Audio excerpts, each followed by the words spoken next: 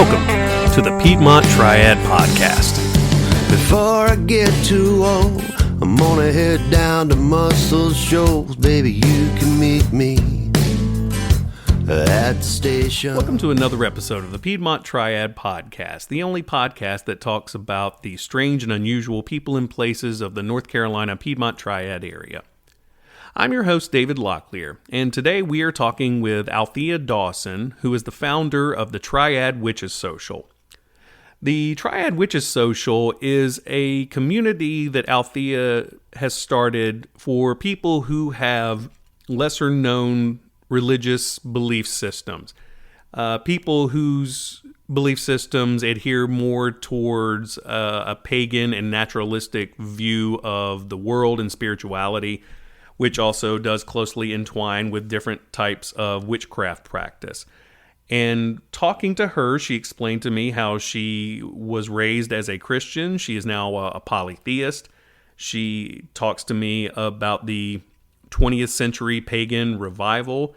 And she has also shared with me some of her thoughts about the links to early feminism and what she would like to accomplish by having a witch and pagan focused support group for those who feel like they are drawn to something like this, but maybe a little worried about criticism or maybe outside pressure for the idea that they do believe in a witchcraft or pagan belief system. So the point of this group, from what Althea told me, was to give support to people who may not adhere to traditional belief systems and provide them with a place to come together and talk about the things that they have in common. So without further ado, here's Althea Dawson from the Triad Witches Social.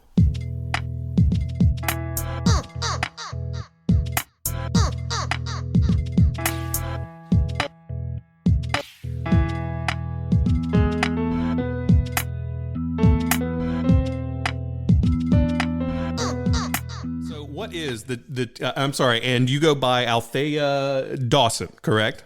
Althea Dawson, Althea. yes. Okay, I want to make sure I say. All right, so Althea Dawson, and you started the Triad Witches Social.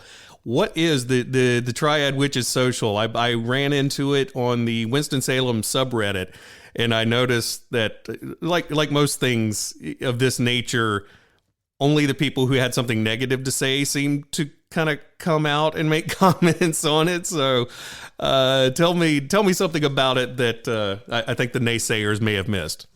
It's just a simple, sit down and have coffee chit chat geared towards witches, pagans, occultists, or anyone who feels more that their spiritual or religious beliefs are more on the fringe. We've had people come who had no label for themselves at all.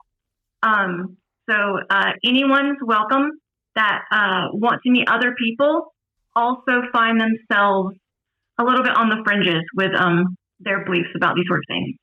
Okay. And so when you say a witch, what do you consider to be a witch? How would you define yourself as a witch? Oh, that's such a complex question.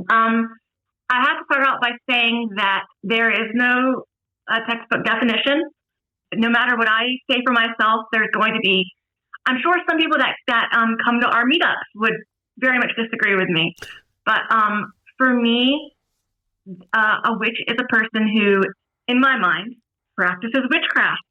And I know that's so vague, but it's very meant to be vague.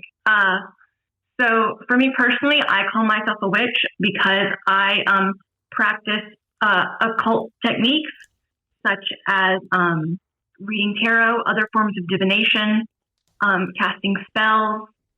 It also overlaps with my identity as a pagan. So being a polytheist is also woven in there. But once again, it's such a it can be quite a nebulous thing to define because everyone has their own definition. There are people who lean into it more of as a social or political label. They use it to kind of convey that they are like a societal outlier, especially amongst women. There was a woman who came who said, I don't practice spells, but I call myself a witch because there's no better word to describe her leaning into her like more wild nature, a non-traditional nature. So it's very multifaceted. So when you cast spells and whatnot, what's the process of something like that? And have you, from your perspective, have you seen results from doing something like that? Yes, I've personally seen results. There are people who their definition of spellcraft can be it's totally a placebo effect. Some people will even define spells as you'll hear a lot of times the example of like wishing on birthday candles is a spell. Even that is under that title for some people. For me, not so much. For me, it is using occult practices such as maybe candle spells or meditation with gods to impact a change on my external or my internal world, whether that be I could possibly do a spell to help me get a job, or I could also do a spell to give me the courage to go and apply for a job that might be a little bit more out of my wheelhouse. Okay. So, okay. And so I guess when I'm hearing that, I'm thinking, for me, that's not too far removed from what I do when I pray. I believe in a God and I pray to the God for the things that I'm asking for. When you're a kid, you ask for toys, but when you're much older, you typically try to focus on things like wisdom and whatnot. So it actually doesn't sound that far removed from what you just told me.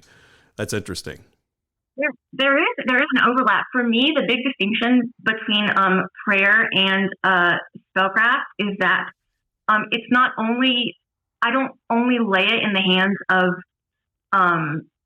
my gods, or some people would say God, whatever would work in their belief system, but I also I have a direct impact on it as well.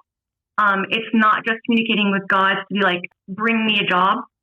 I feel that I personally have a impact on the world around me. Okay. It's like a team member, maybe, sort of. That might not be the best, but it's a partnership. I should say partnership. Okay. And when you said you're a polytheist, so do you have multiple gods that you look to, or do they have names? How does that operate? Yes. So when I say I'm a polytheist, I'm to get more specific. You'll hear people say soft or hard polytheist. But for me, I have a belief in so all gods or all whatever figures of all religions are separate. So you'll hear many people say that, all gods, if a person has a relationship with Apollo, well, it's just the same thing as having a relationship with Christ. It's the same thing with different faces. I say that's horribly disrespectful, that if I go down to my local Baptist church and tell them that their Sunday service is, well, you're just talking to the same God, that's highly, highly disrespectful, and they would probably just kick me in the butt. But so for me, no, it's I found that when I was being raised Christian and I had interactions with Christ, to me is a very, very different personality than any God I work with now. I do have relationships with multiple gods, but it's not the most far off from how I hear other people speak about their relationship with Christ. It's just a very different, I would just say, personality. Just like I kind of liken it to dating. We both might go out with John, and John might be a lovely fellow, but maybe I don't want to marry John. It's kind of like that. I think. Right. Okay. And so you mentioned you were raised Christian. Was there a particular denomination that you were raised in? Protestant, I would say Baptist flavored. My family would have labeled it as non-denominational, but it was pretty heavily Protestant. Okay. Yeah, that's pretty much where I come from. I was raised Protestant, and it was the beginning of my spiritual walk was like hardcore fundamentalist Baptist, and that never set right with me at any point in my life. And so I did sort of what sounds like a similar thing that you did, where I sort of disconnected from that particular facet of it. It was like I maintained, my faith in Christ and whatnot, but it was like my faith in the Baptist church kind of went away. There was a lot I didn't agree with. And so I managed to separate God from the God follower, so to speak. But was there like a time that you can remember when you were growing up that you sort of had a click where you went, well, maybe I'm thinking about believing in something different, and that led you to the path of being a witch? So I really, looking back, I don't think I ever really was a Christian. I had a lot of, I had answered prayers. I had interactions with the Holy Spirit. It's not a lack of belief. But just as I said before about it's similar to dating, Christ never really suited me. We never really clicked. You never gelled. Yeah, we never gelled. So probably 15-ish years ago, as witchcraft, paganism, all that has always been, the more watered down version of it has always been trendy. And it was very trendy in the 90s and mid 2000s. And like 15 years ago, I came across some, poetry written by a very prominent, influential figure in the early 20th century revival, like pagan revival. And it was a poem written about one of the goddesses of a certain pagan revivalist religion of the day. And I'm like, I want that. I want to meet the deity that this poem was about. It clicked. Kind of like, seeing a beautiful woman across the bar and you're like, that person, I want them in my life. And yeah, I know lots of people when they come to paganism or witchcraft, they'll say, it felt so natural. It felt like coming home. But for me, it wasn't. It was exciting and very just electric. And it was something I saw as it was so different than my upbringing. And getting to know it and delving more into that religion, delving more into this path. Now it's really clicked in the last 15 years.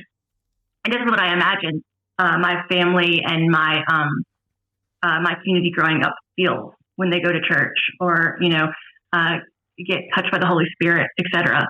Now I kind of have a grasp, I think, of what a lot of those people speak about.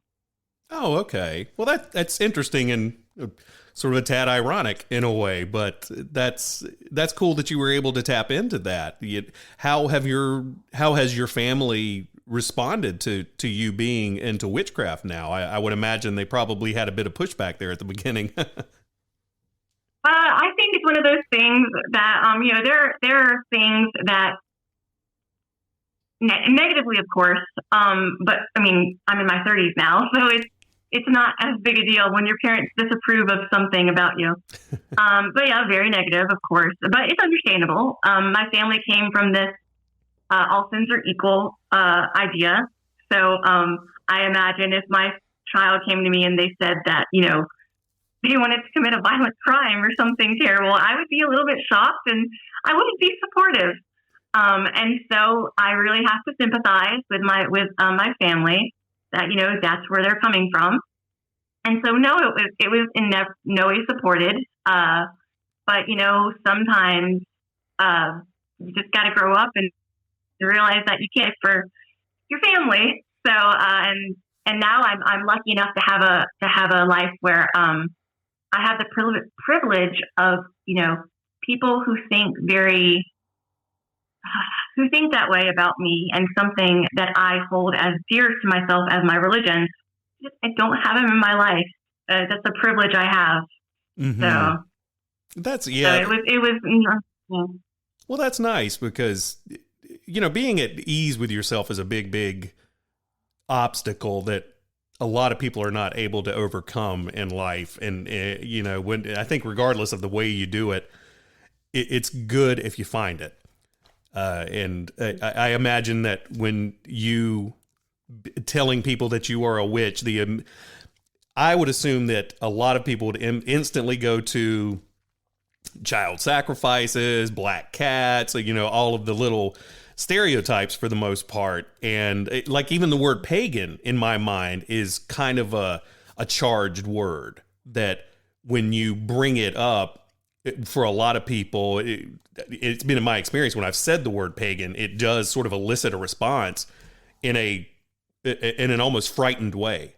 Pagan, oh, that means they hate God. And it's like, if you look into it a little bit more, that's not at all what it means. But that's probably got to be tricky for you explaining that to people, where you fall in terms of a spectrum of witchcraft, because I know that there is black magic that is associated with witchcraft. And then you've got stuff like Wicca that seems a little bit more hippie-ish. Am I off base here, or are my parameters roughly correct when I'm talking about these things? I do think that a lot of the people who would accuse me of, and accuse people with similar labels of devil worship, a lot of times it's a difference of worldview. Mm-hmm. It's not about, they're not educated. If you come from a worldview that anything that is not of Christ is devil worship, well, then I guess I'm worshiping the devil, aren't I? I mean, it's just simply, no amount of education. It's an opinion. Frankly, there are people, I think some of prominent members of the Satanic Temple are actually pagan and witches. Mm-hmm. So it's such a wide spectrum of people in these kinds of communities that for me to alleviate fear and be like, oh no, pagans and witches don't curse, pagans and witches don't XYZ. I bet you can find at least one person who does, something like cursing or worshiping the devil. I've yet to find child sacrifice. Thank God. Maybe. So I hope those people don't feel at home in any place I'm at. So of course, that would be shocking, and that's very Hollywood. I don't think causing bodily harm to people is quite trendy in these communities, thankfully. Yeah. But yeah, a lot of things that I personally don't worship the Christian devil. In the same way I don't worship Christ, it just isn't something I think about. Black and white and all that. You'll find people who are very strongly opinionated about, there is black magic and white magic, and we don't hurt people. We don't, but in the same way as, I've never gotten into a fist fight. I don't live my life with the need for fist fights. I don't, I've also never cursed anyone. I simply don't have a life that calls for that. Luckily, I'm pretty, lucky in that way. But, a lot of times when people accuse of like devil worship and stuff, no amount of saying I don't worship the devil is going to change their mind. It's not about educating. There's a whole many shades of people in this community. So, I personally never curse, don't worship the devil, but hey, like I'm sure you can find one person, two people, but it's on the rare side. Mm-hmm. I haven't met everyone in the world. So. Right. Well, and it's funny because usually the people who will kind of come at you like that, they are typically, like you said, the ones that they're not going to listen anyway. So there's not really much of a point in wasting oxygen on it. I told this story to my kids many times. When I was in high school, it was a t-shirt, and it was made to look like AC/DC, but it actually said JCDC, and it was a Christian shirt. You know, it was. I love those shirts. I thought it was fun. Those are wonderful. Yeah, I thought it was fun. But most of my friends, even to this day, are agnostic, or a couple of them are pagan. A lot of them are atheists. I don't really have too many Christian friends, but ironically, they were the ones that kind of messed with me in a fun way. But the people who got the most bent out of shape were hardcore fundamentalist Christians. They would tell me, like, I'm literally wearing a shirt saying I believe in Jesus, and they would tell me I'm going to hell because it was associated with AC/DC, which means Antichrist devil child, and blah, blah, blah, blah, blah.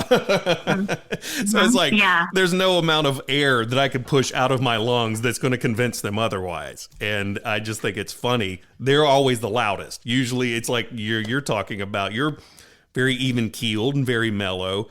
But no one is going to listen to you when you're like, no, I don't worship the devil. And they're like, yes, you do. It's like, okay, why? I have sympathy for people like that who, I mean, they take their relationship with Christ very seriously. And, you're going to get passionate about something you love. So, if you want to be rude, that's fine. I understand that. Like, you're going to be very vocal about something that you care about greatly. I don't agree with it. That's not how I live my life, but I can really understand it. If someone insulted, my partner, well, boy, I'm not going to be, calm and collected. I would be very boisterous. Mm-hmm. So I do hold some compassion for that. You're saying something not so wonderful sometimes about something that people really love, a deity that people really love. So, I mean, I get it. Mm-hmm. Yeah. Well, with you actually starting the Triad, let me make sure I'm telling, Triad Witches Social, how long ago did you start this? This is pretty new, isn't it? Incredibly new. 2 months ago, we've actually only had one meeting so far. It was much bigger than anticipated. Really? I figured, I thought it would be, kind of like when you put on your school play and your parents are the only ones that come. I thought it would be only my close friends showing up. But we had close to 15 people, I want to say, which is way more. It might not seem like a lot, but I was expecting 2 people. So, it was really good. And the initial time frame was 11 to 2, and we had people until about 5. Wow! So it was really great, and all different people with all different backgrounds, and people shared their story, all different time frames of how long we've been practicing. Lots of newer people, wonderfully, lots of people who are just starting out, and they didn't have any community, and they felt very alone, and thinking they were the only ones around with these kinds of beliefs.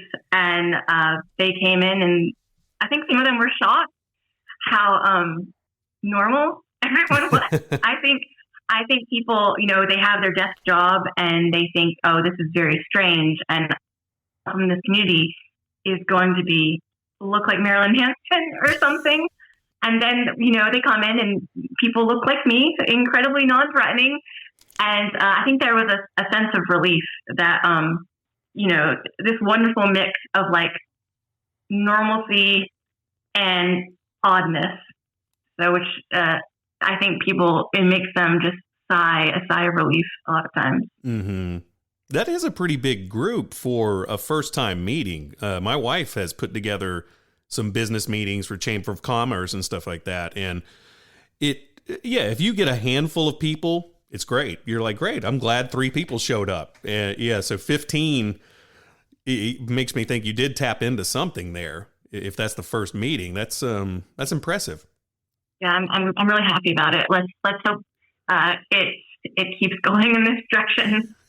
So. Now, in my mind, and this could just be because I still have little stereotypes stuck in my head, but in my mind, a witch's group is going to be predominantly female.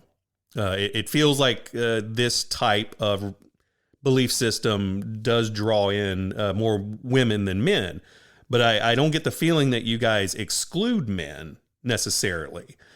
So are there some men in there who participate in the same way you guys do? There are lots of. It's mostly going to be women. I find that across the board. It seems like women in general, or like feminine presenting people, are more likely to be like religious and spiritual. I know some people are touchy about the word religious, but religious or spiritual, it seems to be mostly women. Even in Christianity, I found just women are the ones usually more leaning towards these things. But no, there are men. In fact, I'm trying to think. Almost all of my friends in this community are men. But it is mostly women. No one's excluded. No, men, women, non-binary, everyone. Gosh, everyone come, because it's a human impulse to want to connect to something bigger than ourselves. Mm-hmm. And so no one should be excluded. But yeah, it is mostly women. But there are many prominent men in the community who have been in the community for decades. But no one is excluded. But you're right, it is mostly women. You talk about male witches. Is there a title that they go by? Because the only one I've ever heard of is Warlock, and that sounds like something in a D&D game. That doesn't feel like a true, definite, this is who you are in this group. So is there any kind of a distinction like that, or is that still sort of coming back from the Hollywood cliches? I would say to D&D. You're usually just going to hear the word witch across the board. There's lots of people will say, oh, well, warlock means this, and so we don't use that word and blah, blah, blah. Like, and then someone will come back and say, actually, that's like inaccurate and blah, blah, blah. You're going to hear witch 99% of the time. And yeah, I haven't heard the word warlock in a billion years. You're not going to hear the word warlock. People will say that actually the word warlock comes from the word oathbreaker, but then you're going to hear people say that actually that's untrue. It doesn't really matter. You're going to hear witch 99.9% of the time. I've never, gosh. And also too, there's other titles depending on, there are people who don't consider themselves witches and work other systems of magic, and they might use the word like magician. There's lots in the same way how there's many different instruments. You wouldn't call a violin or a violinist. You wouldn't call a violinist a bass player. It's just a different instrument. There are many different techniques and traditions of magic, all having their different label. But 99% of the time, I have found, you're going to hear the word witch. Also, maybe that just might speak to the type of people I hang out with. So I'm probably more likely gonna hang with witches than other groups, because that's my bag. That's my cup of tea. Yeah. So. Have you ever heard of the woman Hilaria Baldwin? She's married to Alec Baldwin. She's kind of a socialite type of a person. I know who Alec Baldwin is. I don't know. Do you not know who she is? Oh, okay. Is she like a? I do not. I don't. I know who Alec Baldwin is. I'm sure if I saw her face, I would know who it is. Well, she's his wife, and she has started a podcast. A couple, I guess it was last year or something, but she calls it the Witches Podcast, and she makes witch basically synonymous with independent woman. And is that something that you guys, like, as someone who does actually practice witchcraft, is that one of those things that's kind of annoying to hear, almost like it's being used in a sort of dismissive way and not really being used in the way that you guys believe in it? I don't think that's dismissive at all. That's like one of the biggest reasons that paganism became so prominent in the 60s in America was through second wave feminism. Granted, a lot of newer people who come in don't have any connection to that portion of its history. But yes, she's not wrong. That's not really how I use the word. For me, it stems from a devotional relationship with God. But even that, even my definition of that word really shows my age and shows when I got into the craft. A lot of 20-something-year-olds and teens who come in don't even have connection to the word witch in that way. I would even argue that more people who come in nowadays do think of it like that. They think of it as a more of a political statement. And I really think that's beautiful. And I'm always behind the propping up of disenfranchised folks.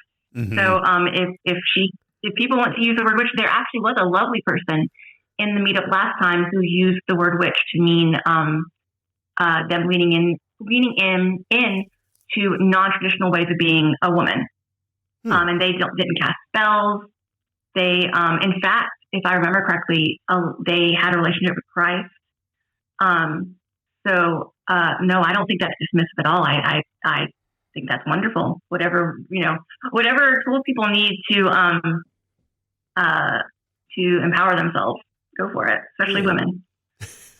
Well, you mentioned this coming about from feminism in the 60s. Can you elaborate on that a little bit more? I find that kind of fascinating.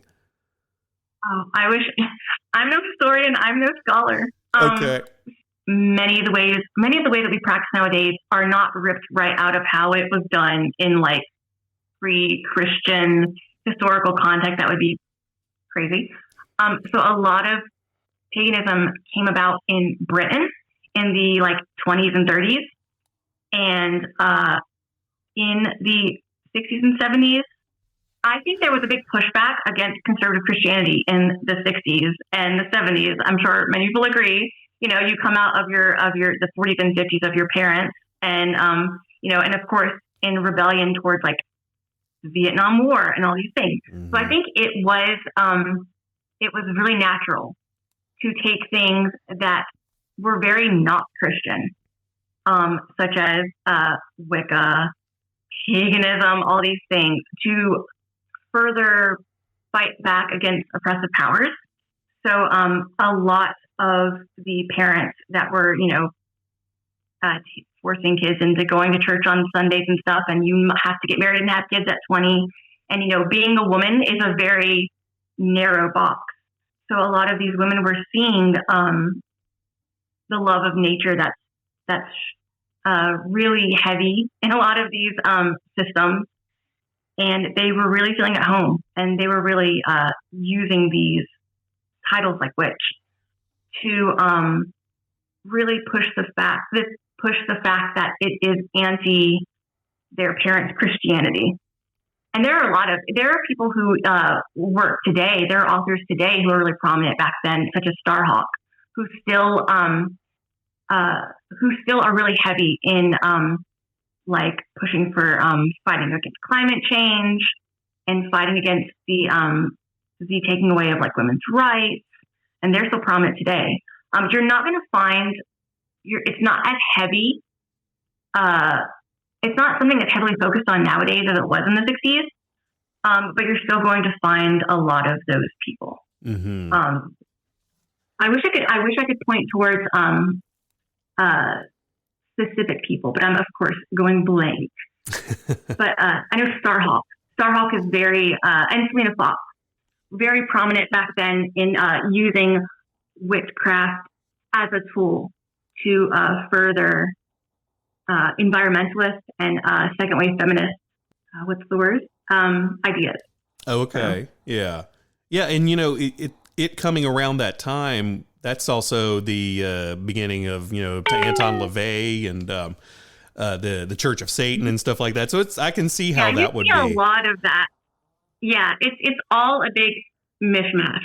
That's why it's so difficult to be oh, well, Miss Smith did this and blah, blah, blah, because it is such a melting pot. I wish I could really point you towards like, this person did this and this person did that.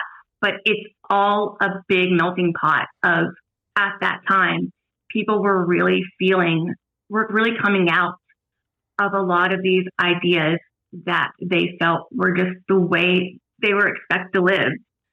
Get married at 18 and have kids, and, women, you can't open a bank account without like your husband's or your father's permission. And it's all just a huge melting pot. Mm-hmm. And a lot of people today, that's why I'm ecstatic about people using the word witch to mean, empowered woman. Like it has a great history there. Okay. Well, that's good, because that kind of gives me a different perspective on it.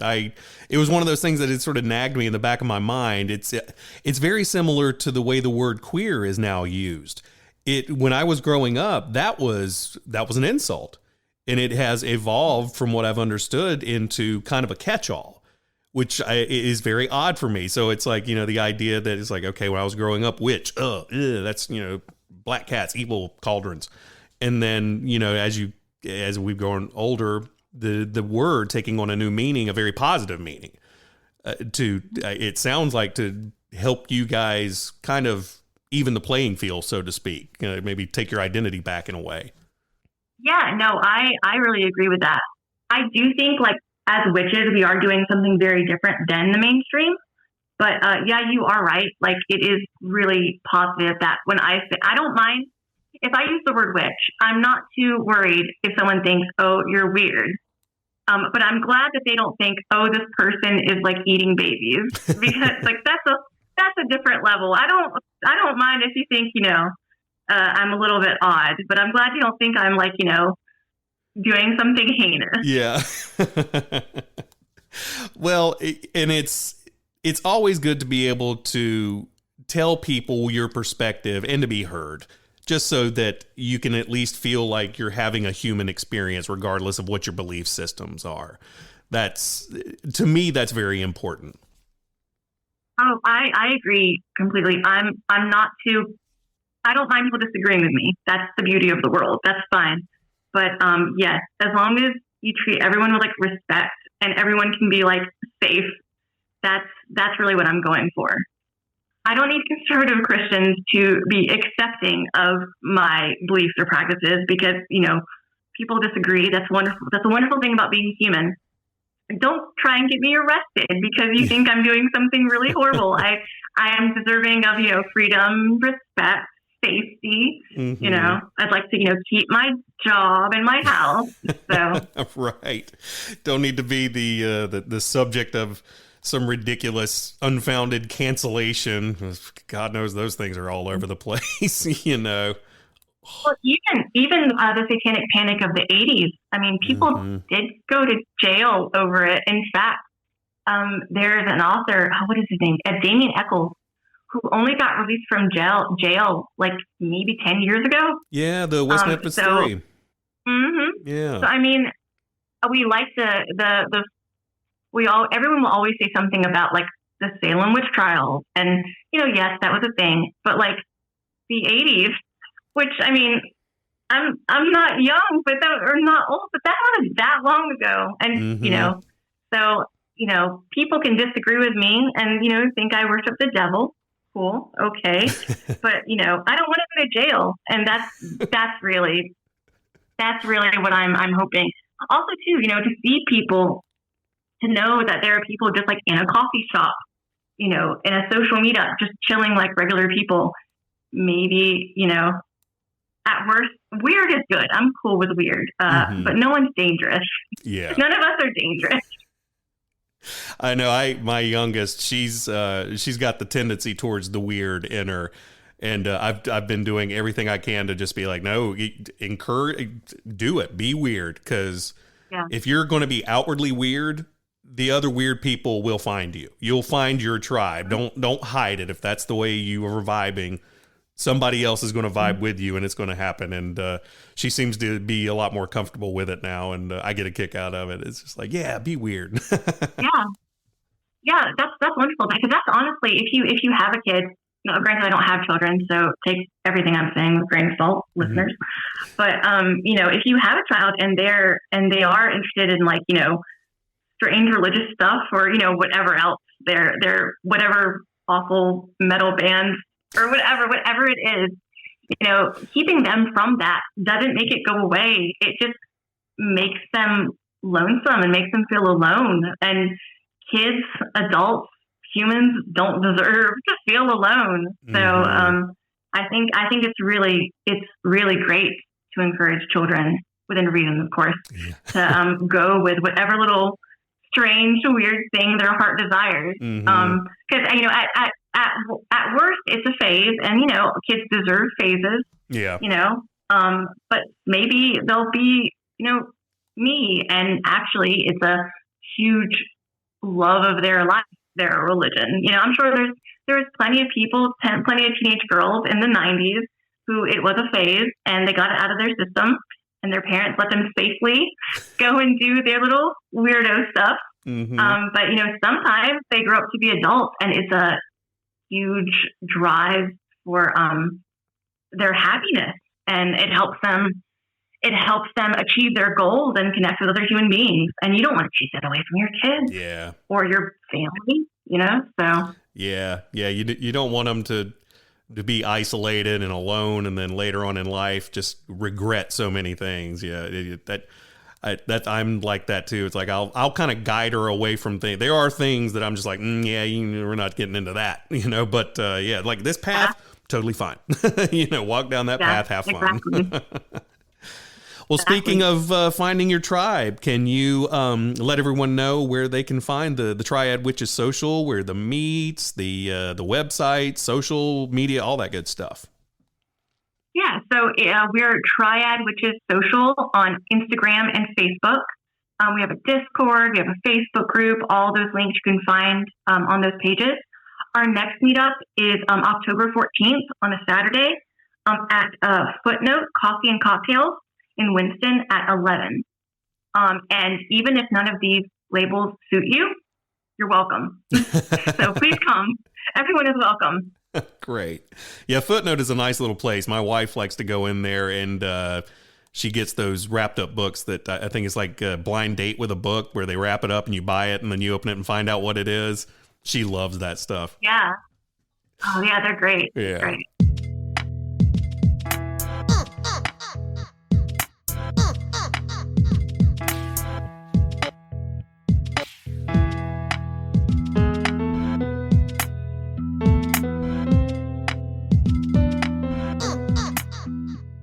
So that's going to do it for this episode of the Piedmont Triad Podcast.